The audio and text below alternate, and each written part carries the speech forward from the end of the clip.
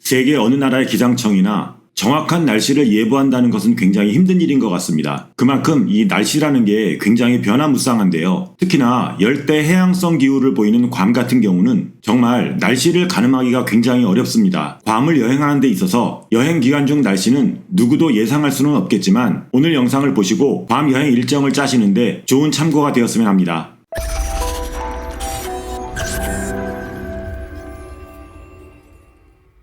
안녕하십니까, 괌투브의 PD 아저씨입니다. 오늘 제가 여러분들께 해드릴 괌에 대한 이야기는 괌을 여행하시기 전에 거의 모든 분들이 가장 관심 있어하는 괌의 날씨에 관한 이야기입니다. 보시는 것처럼 최근 댓글에서도 많은 분들이 날씨에 대해서 좀 많은 질문들을 하시는데요. 우선 본론에 앞서서 괌 현지 코로나 소식부터 짧게 전해드리고 시작하겠습니다. 이게 이제 오늘자 뉴스의 타이틀인데요. 또 다른 12명의 코비드 사례가 보고되었습니다. 라는 타이틀이고 그 내용을 보면 공중보건 및 사회서비스부는 분석된 99개 표본에서 12명의 코비드-19 사례를 추가로 보고했다. 괌의 누적 확진자는 47,553명, 사망자는 352명이다. 합동정보센터에 따르면 수요일 현재 317명의 활성 사례가 있다. 릴리스에 따르면 그들 중 누구도 중환자실에 있지 않다고 보고했다. 7명이 바이러스로 입원했으며 괌 기념병원에 5명, 괌 지방의료원에 2명이, 해군병원에는 코로나19의 환자가 보고되지 않았다. 입원한 환자 중 6명은 예방접종을 받았고 1명은 예방접종을 받지 않았다고 발표를 하였습니다. 이렇게 해서 이제 짧게나마 괌의 현지 코로나 상황을 좀 말씀드렸고요. 오늘 주제인 괌의 날씨에 대해서 좀 이야기를 해보도록 하겠습니다. 괌뿐 아니라 어딘가를 여행하기 전에 가장 큰 걱정거리가 바로 날씨가 아닌가 생각을 해봅니다. 저희가 이제 어렸을 때를 생각해보면 꼭 소풍 가는 날 비가 온다는 그런 학교 괴담이 있을 정도였어요. 이상하게도 기다리고 손꼽았던 날은 날씨가 흐렸는데요. 오늘 제가 해드리는 괌 날씨에 관한 이야기를 잘 참고하셔서 즐거운 괌 여행 계획을 짜셨으면 좋겠습니다. 괌은 열대 해양성의 고온 다습한 기후로 연평균이 섭씨 26도지만 주간에는 섭씨 30도로 온도가 좀 높으며 연평균 습도는 80%입니다. 하지만 여러분들이 자주 가시는 그 동남아에 비하면 그 습함 정도가 굉장히 약하다고 볼 수가 있는데요. 요즘은 언제부터 언제까지가 우기고 언제부터 언제까지가 건기라고 정확하게 사실 말씀드리기가 어려울 정도로 괌 역시 전체적인 이상기온의 똑같은 모습을 보이고 있습니다. 하지만 대략 5월부터 10월까지가 이제 우기라고 하고요. 11월부터 그 다음에 4월까지가 건기라고 볼 수 있습니다. 그런데 우기라고 해서 한국의 장마철처럼 매일 비가 내리는 것은 아니에요. 괌 주변에 태풍이라든가 또는 크고 작은 열대성 폭풍이라고 불리우는 트로피칼 스톰이 생성되지 않으면 우기라고 해도 굉장히 좋은 날씨를 보이는 편이에요. 또한 큰 태풍이 아닌 작은 태풍이라든가 트로피칼 스톰이 만들어져도 그것들이 지나가는 한 2, 3일간만 비바람이 좀 불고 나머지 날들은 또 화창하게 개는 게 대부분입니다. 그렇기 때문에 여행 기간 중에 태풍이 발생되거나 트로피칼 스톰이 발생되지 않는 한 여행 기간 내내 맑고 화창한 그런 날씨를 만날 수가 있습니다. 또 건기라고 해서 마치 사막의 날씨처럼 그렇게 뜨거운 날만 계속되는 게 아니고요. 가끔씩 내리는 스콜로 굉장히 시원하게 해주고 또 더운 날에도 나무 그늘에만 들어가 있어도 바람이 불기 때문에 사실 이 11월부터 4월까지가 괌을 즐기기에는 가장 최적의 시기가 아닌가 하는 생각을 해봅니다. 제가 사실 이 영상 대본을 한 이틀 전에 써놨어요. 그런데 괌에 작은 트로피칼 스톰이 오는 바람에 바람 소리가 너무 커서 영상을 찍을 수가 없더라고요.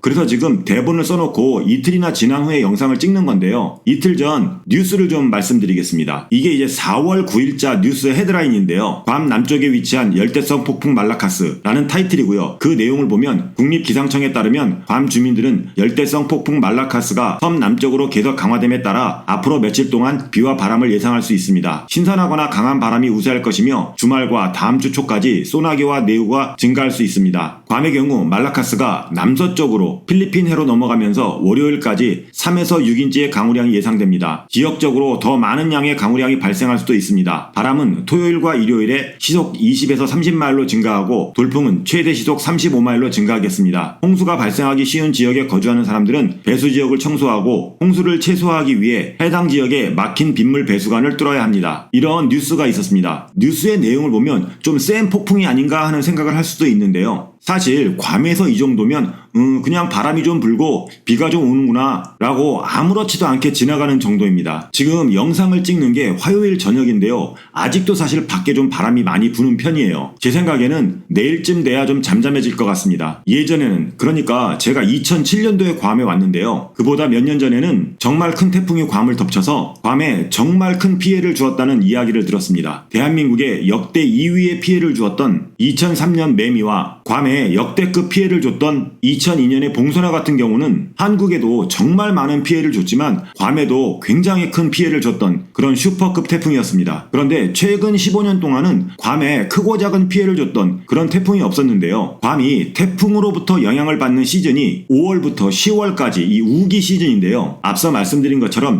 이 우기 시즌에 계속해서 비가 내리는 게 아니라 남태평양 지역에서 태풍이 만들어지고 그 태풍이 괌 인근을 지나가면서 바로 그 시점에서 강한 바람과 비가 내리면서 괌의 날씨가 안 좋은 것입니다. 최근 15년간 남태평양 인근에서 만들어진 태풍들은 대부분 괌의 위쪽에서 만들어지거나 또는 괌의 옆쪽에서 만들어져도 위쪽으로 바로 아시아나 일본, 한국 쪽으로 북상을 했기 때문에 괌에 그렇게 큰 영향을 끼치지 않았습니다. 그런데 1년에 한 번 내지 두 번 정도 괌 옆에서 만들어진 태풍이 바로 북상하지 않고 괌을 스치듯 지나가는 경우가 있었어요. 보통 이렇게 괌에 많은 비를 내리거나 강한 바람을 불게 하는 태풍들이 가을 태풍들인데요. 아무래도 가을이 되면 추석 연휴가 있다 보니까 한국에서 괌으로 여행을 오시는 많은 분들이 태풍 때문에 일정을 좀 망치는 경우가 덜어 있었습니다. 특히 태풍의 영향을 받는 날이면 비행기가 결항이 되는 경우가 굉장히 많았었는데요. 이렇게 태풍으로 인해서 비행기가 결항이 되는 바람에 괌에서 길게는 2, 3일씩 발이 묶였던 경우도 있었습니다. 여기서 한 가지 여러분들에게 덧붙여 말씀을 드리자면 대부분의 저가 항공사의 비행기는 그날 도착한 비행기가 승객을 내려놓고 몇 시간 후에 승객들을 태워서 나가는 그런 운항을 하고 있어요. 그렇기 때문에 만약에 한국에서 결항이 되는 경우에는 여기에 계신 분들은 나갈 비행기가 안 오기 때문에 여기까지 결항이 돼서 발이 묶이는 거죠. 현지에 계신 분들이 봤을 때는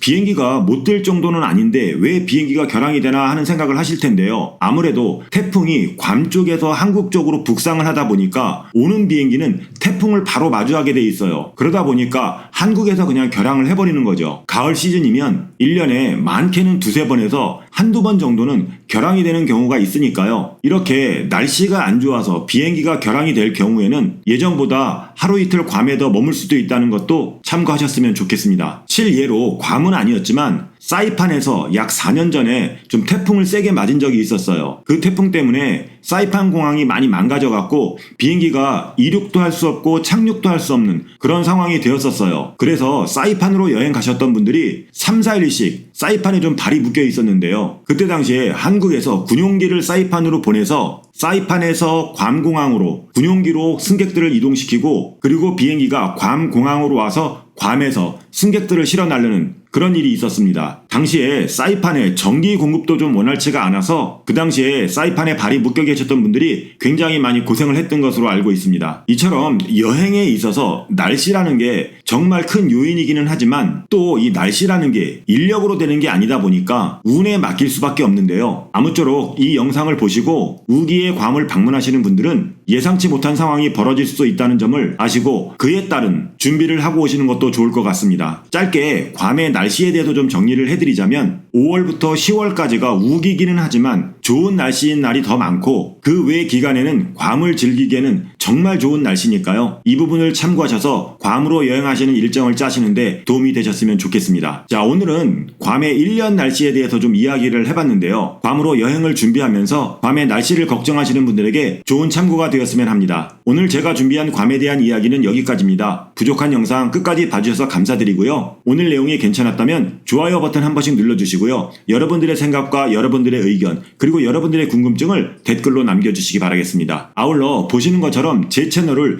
구독을 하고 보시는 분들보다 구독을 하지 않고 보시는 분들이 굉장히 많습니다. 아직까지 구독을 안 하신 분들은 구독 버튼도 눌러주시고요. 주변에 괌에 대해서 관심이 있으시거나 또는 괌에 대해서 여행을 계획하시는 분들에게 제 채널 추천과 함께 공유를 좀 부탁을 드리겠습니다. 그럼 저는 또 다른 괌에 대한 유익한 이야기로 다음 영상에서 만나 뵙기로 하고요. 지금까지 괌에서 괌투브의 PD 아저씨였습니다.